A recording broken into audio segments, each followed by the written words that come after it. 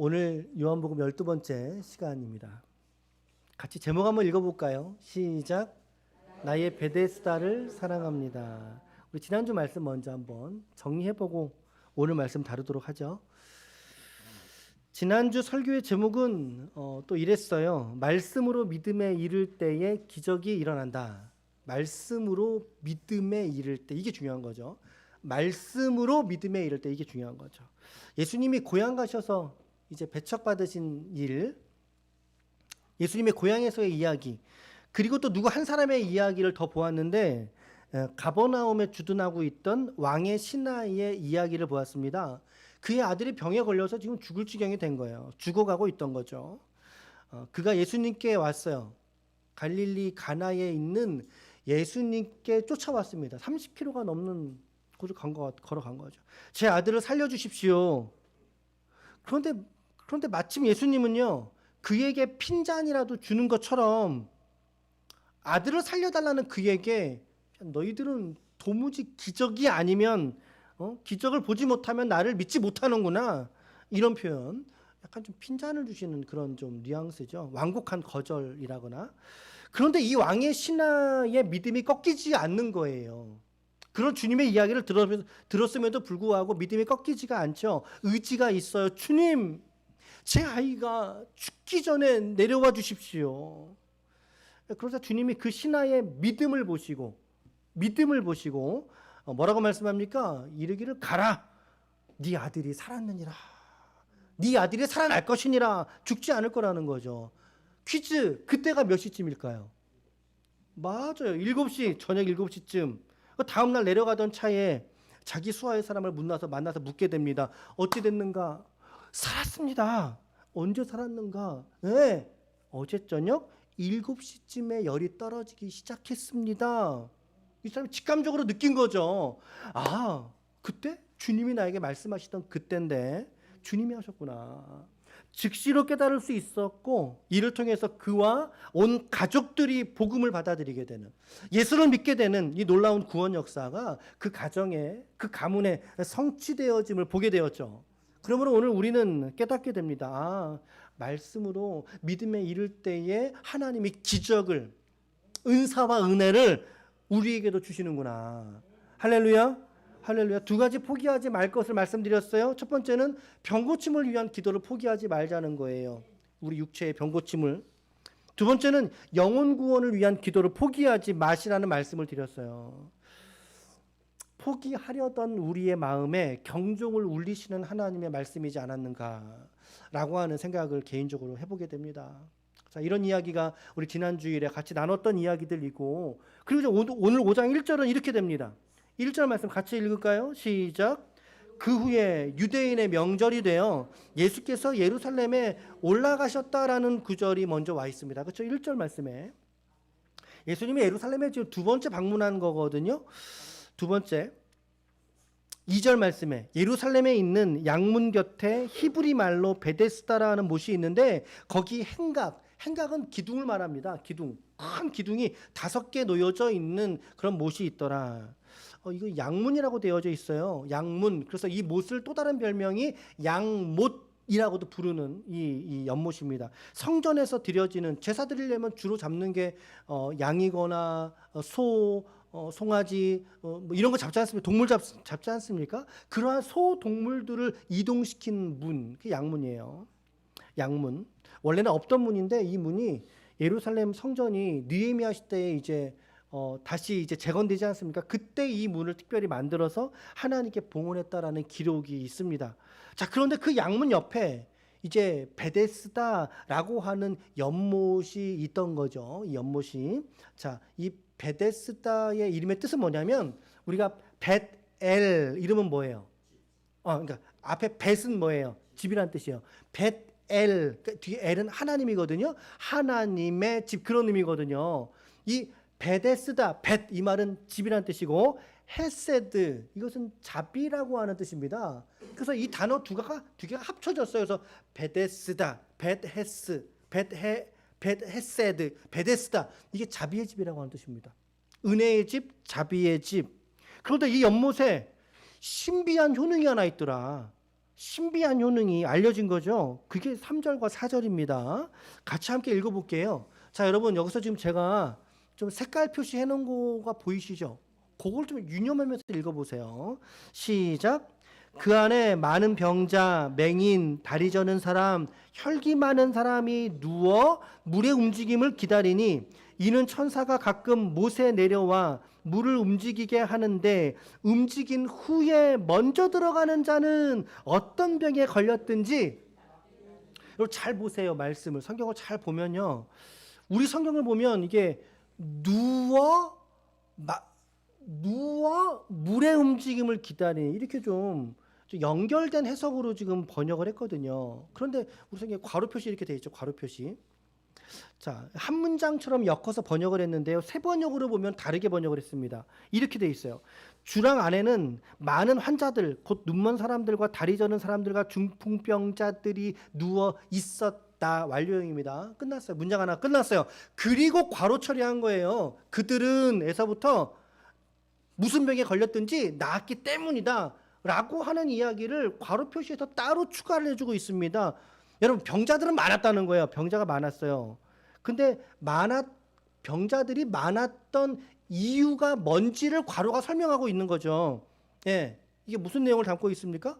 예, 누구든지 물이 한번 움직이고 천사가 내려와서 물을 비게 만들었다가 다시 물이 차오르거나 하면 처음으로 들어간 사람, 먼저 들어간 사람이 어떤 병에 걸렸든지 그 병이 낫더라는 거죠.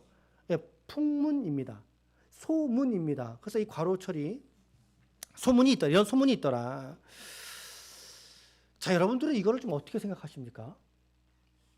그런 소문이 있었는데 무슨 병에 걸렸든지 나았다는 소문이 있기 때문에 사람들이 그 앞에서 지금 기다리고 언제 지금 저 물이 움직이는지 한번 내가 보고 있어야 되겠다. 여러분들은 이 베데스다 못을 어떻게 생각하시나요? 그래서 어떤 분들은 이거를 이제 성경하고 연결시키기 위해서 이 간헐천일 것이다. 간헐천. 그래서 이제 온천일 것이다. 지하수가 이렇게 용천할 때 특히 피부병이 있었던 사람에게 효험이 있지 않았겠는가. 이렇게 추측성 보도를 하시는 분들도 있습니다. 일명 이제 카더라 통신인 거죠. 물론 당시의 이 문화적인 배경을 이해하려는 시도에서 생각을 고안을 해낸 것인데 사실은 그렇지 않습니다. 베데스다는 그런 종류의 연못이 아니에요. 자연적으로 발생된 연못이 아니고 온천수가 콸콸콸 올라오는 곳이 아니에요. 예루살렘 산 정상에 있는데 지금 이 연못은요 인위적으로 느헤미야의 성전 재건 시대에 만들어진 저수조입니다. 저수조 그 뭐예요? 빗물 받아놓는 거예요. 빗물을 담아놓는 저수조예요. 이스라엘은요 6개월 동안은 비가 많이 내려요. 그래서 우기라 그래요. 근데 6개월 동안은 비가 안 내려요. 그래서 건기라 그래요. 그런데 제사는 우기 때만 드리나요? 건기 때는 안 드립니까? 아니죠. 늘상 드려지는 제사잖아요. 그러면 아까 뭐 해야 된다 그랬습니까? 양을 제물로 바칠 때 그 양 막 씻어먹고 막 뭐 오물에 묻어 있는데 그 양을 그대로 제물로 바칠 수 있어요? 그거 안 되잖아요. 그럼 뭐 해야 돼요? 씻어야 됩니다. 씻어야 돼. 그래서 이 베데스다 못의 용도가 뭐냐면 그처럼 하나님께 드릴 예물을 먼저 제단에 올리기 전에 깨끗하게 씻는 게 베데스다 못의 연못의 용도였던 거예요. 그래서 인공적으로 만들어낸 연못입니다. 그러니 온천일 리가 없는 거죠. 사진을 좀 한번 보실게요. 제가 어저께 이스라엘로 가서 사진을 찍어 왔습니다. 이렇게 생겼더라고요. 보니까 이게 이제 베데스다 연못이라고 하는데 좀 상당히 깊죠. 깊고 저 오른쪽 동그라미 쳐져 있는 저 밑에 물이 쫙 깔려서 있었을 것으로 추측이 되고요. 또 다른 각도에서 본 사진은 또 이렇게 되어져 있어요. 사람들이 이제 내려오는 거죠. 내려오고 이동하는 통로들이 있고 인공적으로 만들었으니까. 그래서 이 요한복음 5장을 좀 요런 이미지를 바탕으로 해서 상상도를 보면요. 예수님이 아마 이런 상황이었을 것이다 라고 추측이 되는 거죠. 이제 병자가 한 장, 두 장인데 뭐 저렇게 좀 누워있고 찾아가시고 뭐 이런 사진처럼 사람들이 지금 이제 이 사람이 이제 보고 있는 거죠. 이 모습 연못을 보고 있는 거죠.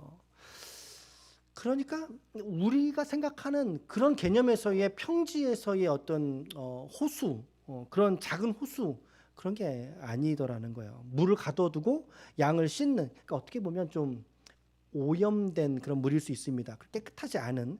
그런데 깨끗한 물로 한번 바뀔 때가 있다는 거죠. 바뀔 때가. 그럴 때 들어가는 사람에게 병이 낫더라. 예, 거대한 저수조입니다. 풍문이 있는 것입니다. 물이 동하거나 움직일 때 들어가는 몇 번째 사람까지 병이 나왔을까요?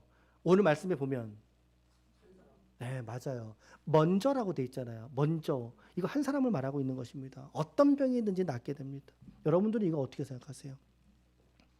이게 믿음인가요? 이게 믿음이라고 여러분 생각하신가요? 이건 믿음이 아니죠. 풍문으로 들었소. 풍문. 오죽하면 성경에서도 이거를 가로 표시했어요, 여러분. 아까 그 빨간색 가로. 그래서 어떤 분들, 성서학자분들은 이 구절을 아예 빼버립니다. 번역하지 않아요. 자, 아이러니한 것은 그 연못이 아무리 어떤 병이 낫는다 할지라도, 백보양보해서 낫는다 할지라도 정작 정말 중한 병에 걸려서 꼼짝 못하는 사람에게는 가능해요, 불가능해요? 이게 불가능한 거예요. 진입장벽이 너무 높아요.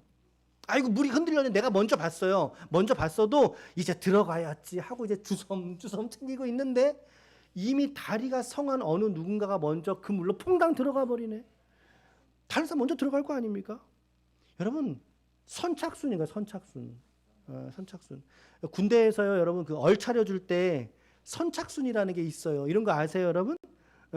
뭐 말 안 들으면 저기 꼴대 보이지? 이러면서 자, 선착순 10명.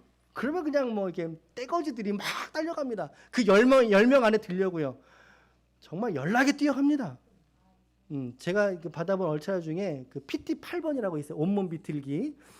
그거 하고 이 선착순만큼 고된 게 없어요. 진짜. 선착순 가장 지독한 것 같아요. 선착순. 왜 그럴까요? 희망 고문이거든요. 이 선착순이.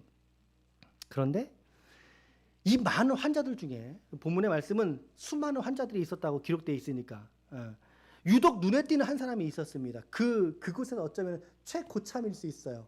그곳에서 가장 고참 38년 된 병자입니다. 그러니 얼마나 몸이 상해 있을지가 좀 상상이 가시나요, 여러분? 이 38년이 주는 뉘앙스는 어떤 의미예요?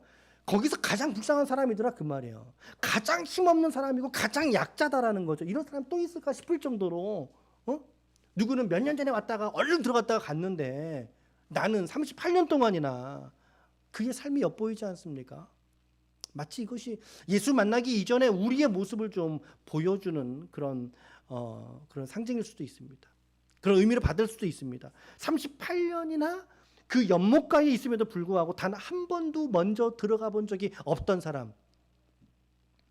시간이 지나면 지날수록 이 병자한테는 더 불리한 거죠. 왜요?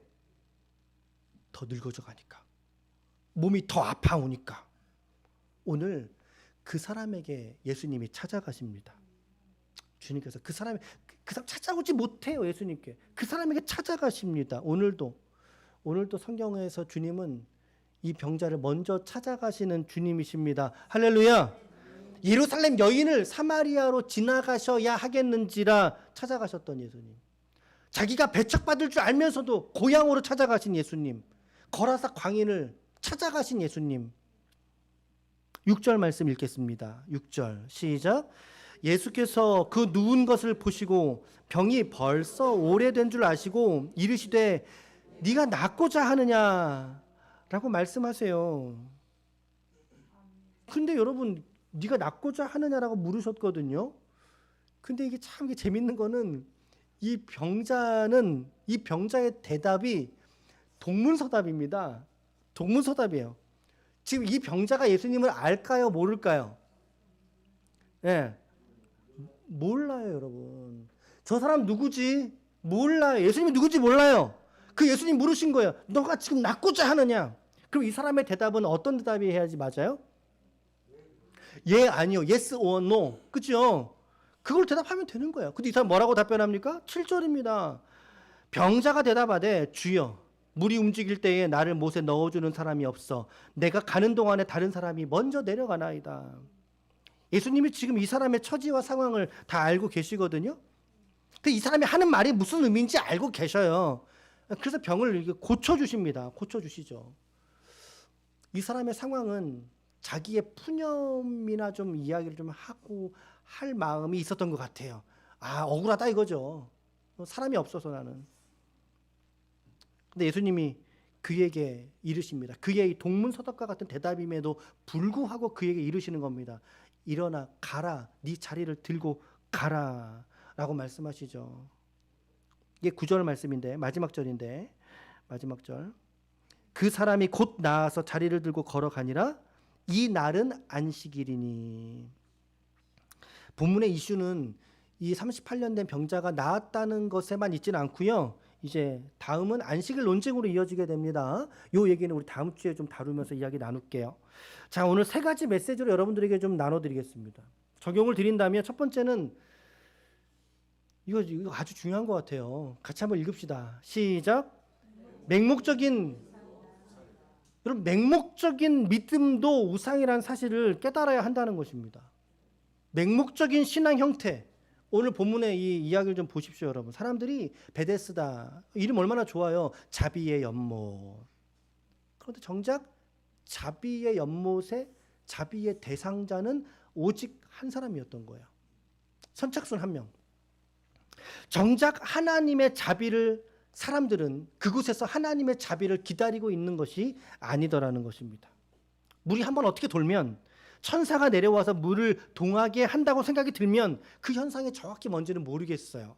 이 수조가, 이 거대한 수조가 두 개가 나란히 붙어 있었다 그래요. 하나가 조금 더 높았어요. 이게 먼저 채워지고 나면 그 다음에 이 수조를 채웠다 그래요. 아마도 그러면 이 물이 이제 뭐 다 소비가 되면서 다음에 새로운 물이 들어올 때 상황을 말하는지 정확히는 모르겠으나 어떤 형태의 일이 그 연못 주변에 일어나게 되면 첫 번째 들어가는 그 사람이 병이 낫는다. 근데 오늘 성경은 너무나 웃겨요. 어떤 병에 들렸든지입니다. 무슨 병에 들렸든지 만병통치약이었던 만병통치약. 여러분 이것보다 더 맹목적인 게 어디 있습니까? 이것보다 더 맹목적인 게 상당히 미신적인 겁니다. 지금 이 상황이 미신적이고 기계적이죠. 비인격적이고 그리고 누군가에게는 상당히 희망 고문 같은 거 아니겠습니까, 여러분? 그래서 생각해보면 우리 신앙생활 중에서도 이런 상황하고 아주 비슷한 경우가 오히려 자주 빈번하게 일어나게 된다는 거예요. 맹목적인 신앙 형태 예를 들어 볼게요. 예입니다, 여러분. 가장 흔한 게 어떤 거죠? 헌금 공헌 같은 겁니다. 헌금 공헌. 야, 너 11조 내면 복 받아 이런 거죠. 11조 내면 너 복 받아. 헌금 안 내면 천국 못 가. 너 전도하면 복 받아. 봉사하면 복 받아. 자, 여러분, 봉사하면 복 받아요. 이거 맞는 말이에요? 틀린 말이에요? 아니, 하나님께 헌금하면 복 받아. 이거 맞는 말이에요? 틀린 말이에요?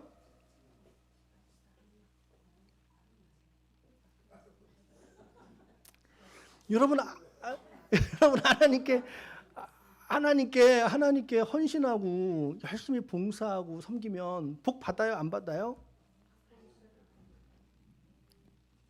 맞는 말이죠, 여러분. 이거 맞는 말이죠. 맞는 말인데 뭐하고 같이 짝했을 때 맞는 말이에요. 뭐 한 신발을 더 신어야 됩니다. 예, 그게 어떤 신발을 더 신어야 이게 맞는 말이 될까요? 그것은 바로 우리의 인격입니다. 우리의 정신입니다. 정신. 헌금을 하려면 그 헌금하는 자의 헌금의 본질과 나의 인격이 서로 만나야 되는 거예요. 서로 상호작용인 거죠. 내가 교회를 섬길 때, 성도들을 섬길 때 그 섬기려는 섬김과 나의 인격이 서로 만났을 때 그 섬김이 온전해지는 것이고 그 섬김을 통해서 하나님께서 그 섬기는 자에게 하늘의 은혜의 복을 부으시기를 주님의 이름으로 축복합니다. 그럴 때 그게 은혜의 통로가 되는 거지. 성경은 분명히 상이 있다고 말하고 있습니다. 하나님 나라에 올라가서 상이 있어요. 빌립보서 3장 14절 말씀해 보면 표대를 향하여 그리스도 예수 안에서 하나님이 위에서 부르신 부름의 상을 위하여 달려가노라. 할렐루야. 상을 얻으려는 우리의 열심과 노력이 필요해요. 어? 여러분 우리가 주님 앞에 헌금할 때 중요한 기준은 뭡니까? 기쁨과 장원함 아닙니까? 그렇죠? 근데 그거 없이 이런 본질이 없이 이런 인격과의 고백이 반영되지 않은 헌신, 반영되지 않은 전도, 봉사, 헌금, 이게 무슨 의미가 있겠느냐는 거예요. 이게 과연 무슨 의미가? 결국에 여러분들 이 신앙생활의 모든 전제사항은 나의 인격과 나의 고백이 함께 반영되어져야 되는, 그제서야 비로소 진실한 그리스도인들이 되는 거죠. 형식만 가지고 남들이 하니까 맹목적으로, 그리고 혹은 어떠한 강제, 강요를 받아서. 목회자들이 그런 목회자들도 참 많이 있습니다.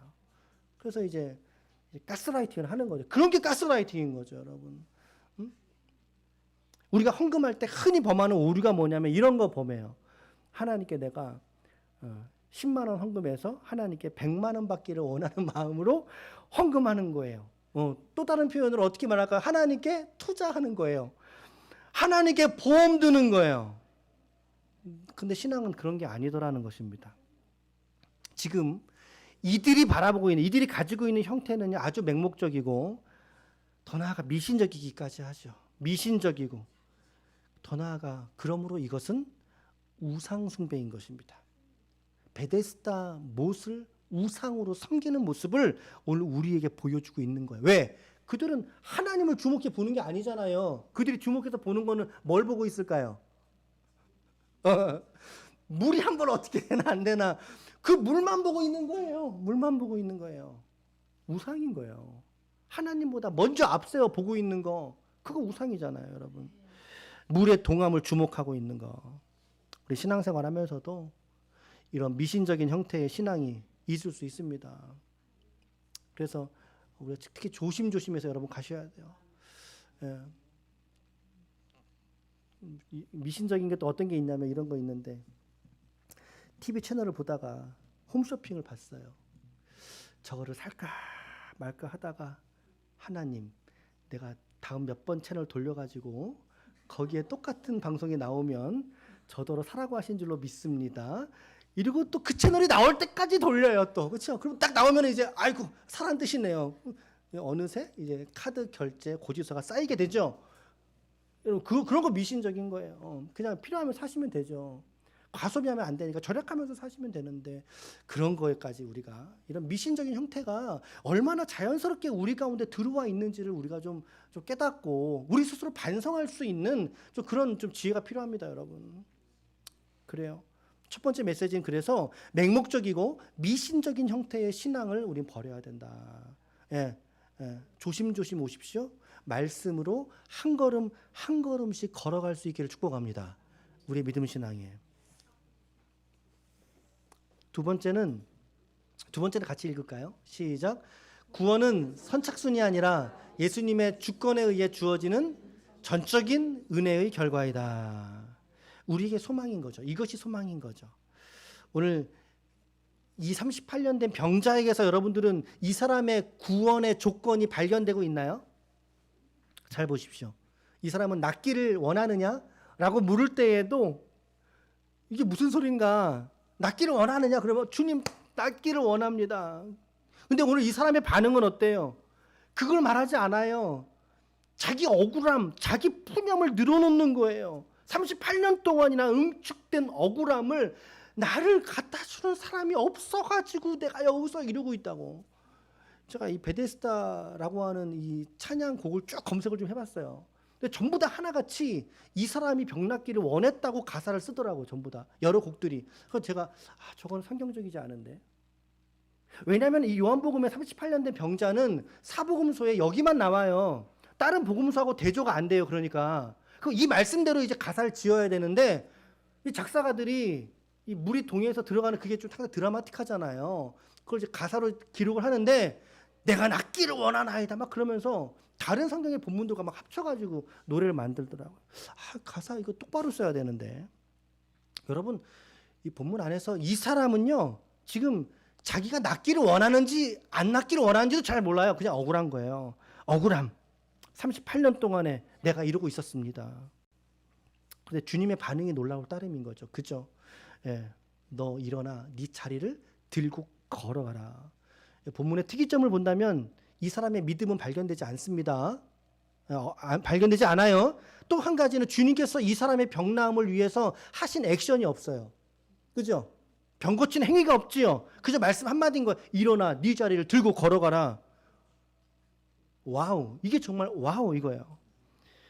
우리 주님의 능력이 무엇인지를 깨닫게 하는 장면이지 않습니까? 이 말씀 한마디, 9절 말씀에 그 사람이 곧 나아서, 성경은 곧이라고 하는 단어를 추가해서 주님의 치료의 말씀이 즉각적으로 그에게 성취되었다는 것을 강조하고 있습니다. 곧 나아서. 예수님께서 병 고치시는 경우의 수가 몇 가지 있어요. 첫 번째는요, 그 병자의 믿음이 좋을 때 주님이 병을 고쳐주셔요. 네.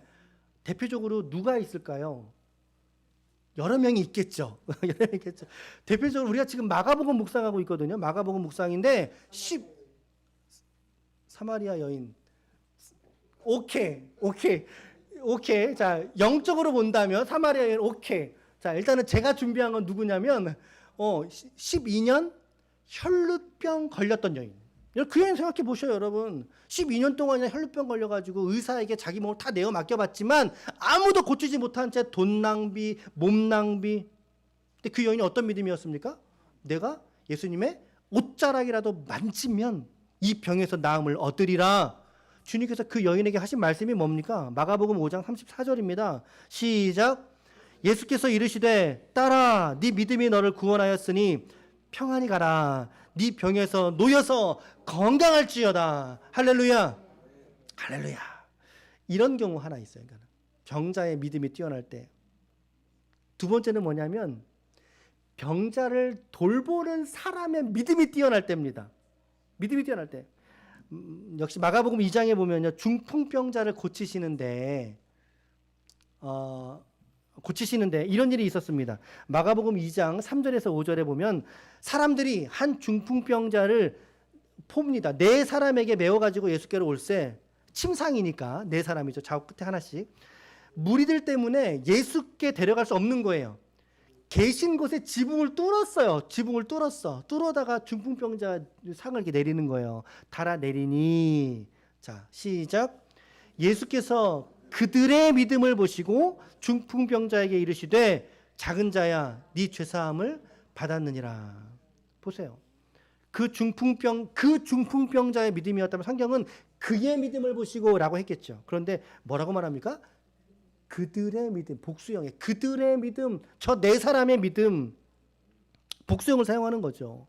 그의 믿음보다 오히려 그들의 믿음이 더 컸다라고 말씀하고 있습니다. 결국에 이 믿음의 은혜를 누가 받습니까?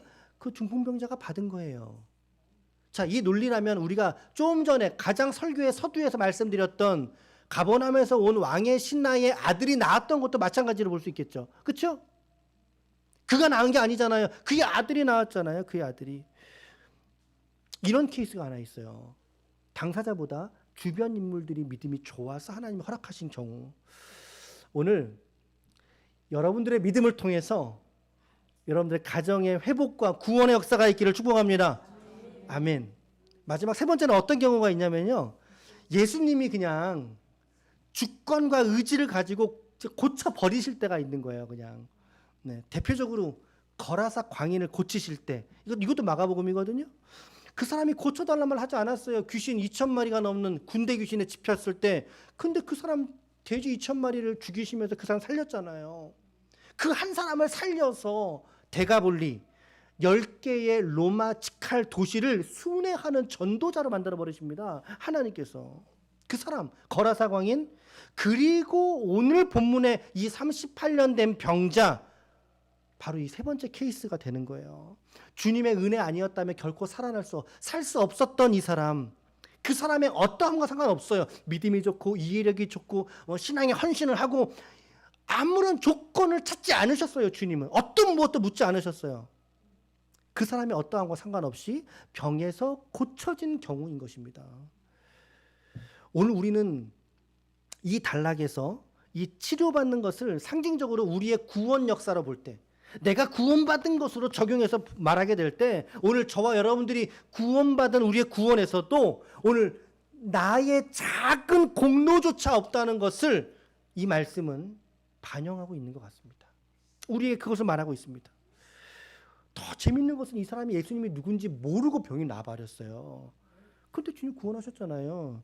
이보다 더 놀라운 일이 어디 있으며 이런 강권의 역사가 어디 있겠습니까? 얼마나 감사했겠어요, 이 사람이.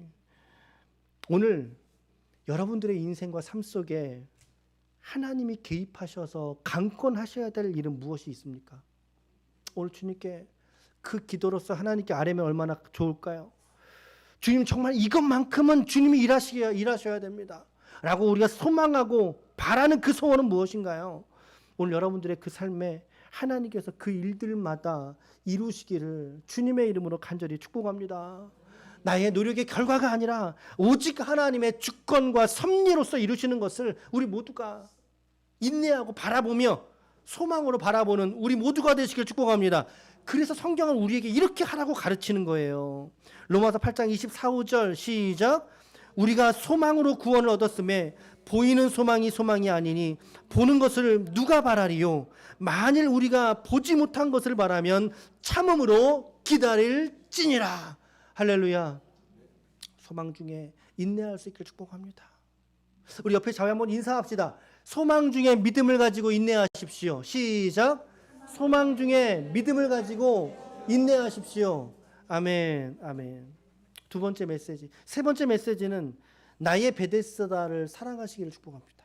나의 베데스다. 이 베데스다 자비의 집, 38년 된 병자의 인생의 대부분을 머물렀던 자리. 그런데 38년 만에 이르러 그가 예수님을 만나게 됩니다. 그에게 절망을 가져다주고 좌절하게 했던 그 자리가, 사람들은 병이 나았다고 기뻐하면서 자기 집으로 돌아갔지만 그러나 자기는 아무도 없어서, 그러니까 가족도 없던 것 같죠. 우리 유추해 보면 가족도 없던 것 같죠.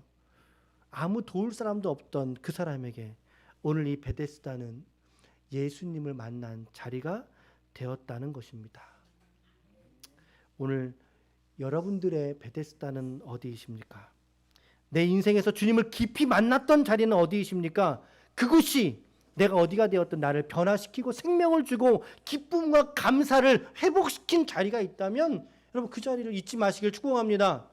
오늘 우리 섬기는 이 기쁨의 교회, 이 기쁨의 교회 공동체가 여러분들의 생애 속에 베데스다가 되시길 축복합니다. 나의 절망과 함께 그곳에서 나를 만나주시는 예수님을 주목할 수 있기를 축복합니다.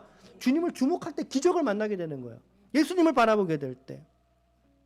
베데스다의 사람들은 사실 상처받은 사람들이었고 누구라도 물에 먼저 들어간 한 사람이 되기를 간절히 바랬던 자리였어요. 그러나 그 자리에 예수님 방문하셨을 때 경쟁하던 자리가 어느새 쉼과 안식과 나음이 있는 치료의 곳으로 바뀌어지지 않습니까? 힐링의 자리로 바뀌어져요. 경쟁의 자리가 오늘 마찬가지라는 거죠. 오늘 이 만남이 있는 우리 기쁨의 교회가 되길 수 있기를 축복합니다. 우리 모두가 예수님을 만나는 베데스다 역사의 한 복판에 우리 모두가 서로 우리 교회 안에서 서로 만날 수 있기를 축복해요. 이게 베데스다가 주는 메시지가 아닐까라고 하는 생각을 저는 해보게 됩니다. 아까 저 했던 말 진짜 거짓말 아니에요. 우리 교회는 들어오기는 쉬워도 나가기는 어려운 교회가 되게 하소서. 아멘. 아멘. 주 안에서 서로 사랑하고 존경하고 아끼거든요, 우리가. 그죠?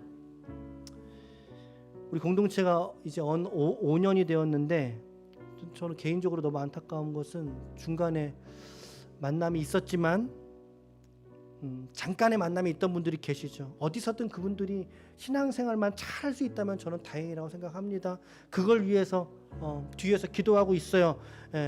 하지만 여간 안타까운 마음이 개인적으로 크게 됩니다. 오늘 축복합니다.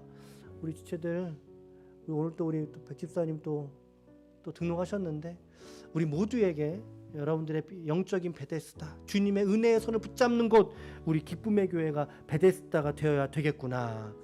이 베데스다를 사랑하고 마음으로 섬기고 정말 자비의 집이 되었으면 좋겠어요.